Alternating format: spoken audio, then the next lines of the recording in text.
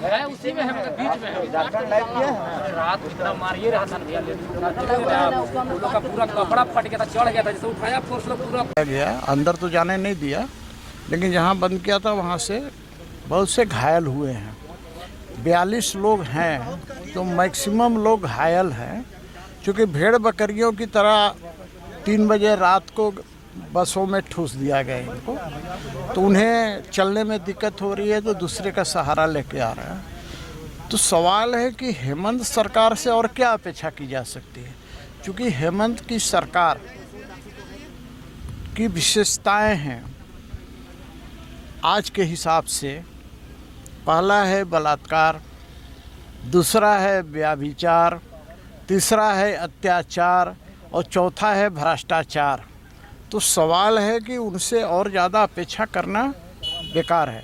ये तो शांतिपूर्ण ढंग से अनशन कर रहे थे, धरना दे रहे थे, लेकिन जिस प्रकार से इनके साथ 3 बजे रात को मारपीट किया गया और उन्हें गाड़ियों में ढकेल दिया गया। सबसे ज़्यादा चोट तो होमगार्ड वालों को लगा है।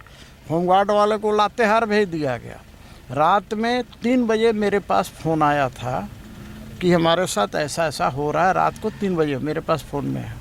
तो मैं ये कहूँगा कि हम लोगों ने बात किया है और हम लोग बात करके या तो इनको रिहा करो, क्योंकि इनको फर्श पर सुला रहा है। तो फर्श पर सुला रहा है, फर्श तो ऐसे भी ठंडा के दिन में ठंडा होता है। तो हमने कहा है कि कंबल का या गद्दा का व्यवस्था करो, रात को उड़ने के लिए व्यवस्था करो। ये हमने कह के आया, और यदि नहीं किया और रखा तो कल फिर हम लोग आकर के धरना पर रिहा क्यों नहीं करेंगे आप? अब ये तो यहाँ के जो छोटे मोटे अधिकारी हैं, तो इनके पावर का बात नहीं इन्होंने कहा। ये तो ऊपर के अधिकारी जानते हैं। ये जवाब देने की स्थिति में नहीं है कि रिहा होगा या नहीं रिहा होगा। ये जवाब देने की स्थिति में नहीं है। विधायक जी, सरकार 1 साल का भारतीय जनता पार्टी के प्रतिनिधि मंडल, जिसमें पूर्व मंत्री विधायक रांची के सीपी सिंह जी, मैं प्रदीप वर्मा भारतीय जनता पार्टी के महामंत्री और पूर्व विधायक गंगोत्री कुजूर प्रतुल सहदेव जी, प्रतिनिधिमंडल मिलने के लिए आया।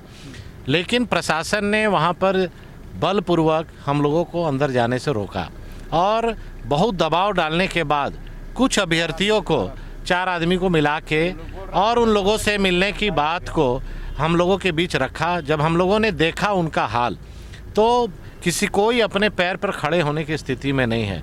जिस तरह से बर्बरता से हेमंत सोरेन के नेतृत्व में और कांग्रेस गठबंधन की सरकार ने झारखंड के भूमि पुत्रों पर अत्याचार किया है, झारखंड की जनता देख रही है। सत्ता के नशा में चूर ये सरकार नौजवानों को नौकरी के नाम पर लोगों को गुमराह करके सत्ता काबिज की।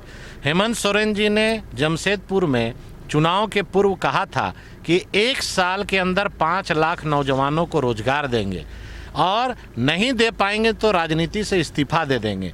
और एक लोग को नौकरी नहीं दे पाए और जो नौजवान अपना हक मांग रहे हैं उस पर कुछ दे नहीं सक रहे हैं, तो लाठी और डंडा मार रहे हैं। 29 तारीख को जो तैयारियां हो रही हैं, ये जश्न दिवस के अवसर पर मुझे लगता है कि मातम दिवस अगर सरकार मनाए कि 1 साल में एक भी उपलब्धि इन्होंने नहीं किया और इसमें जश्न की तैयारी है, ये तो बहुत ही शर्मिंदगी की बात है। कोरोना काल में क्या ये सही है सर? इस तरीके का पूरी जनता झारखंड की देख रही है कि सरकार ने एक ढेला तक नहीं दिया। मुझे नहीं लगता इतिहास में कोई दूसरा उदाहरण है जब अपनी नाकामियों का उदाहरण, नाकामियों का पूरा सिलसिलेवार उदाहरण देने के लिए कोई सरकार जश्न मना रही होगी। टोटल फेलियर है ये सरकार। जिन्होंने इस सरकार को जिन युवाओं ने इस सरकार को चुनकर एक युवा मुख्यमंत्री को सत्ता में लाया, हम तो फिर से उनसे हाथ जोड़कर अपील करते हैं कि इन पर रहम करें। 29 तारीख को नौकरी की सौगात दें इनको, लाठियां नहीं मारें। ये यहाँ के धरती पुत्र हैं, यहाँ के आदिवासी मूलवासी हैं। उड़ता है जमाना, जब अंगड़ाई लेता है संकल्प, फिर बनती है कहानी, बनते हैं अनमिट निशान। देखिए मेरे साथ संघर्ष की दास्तान।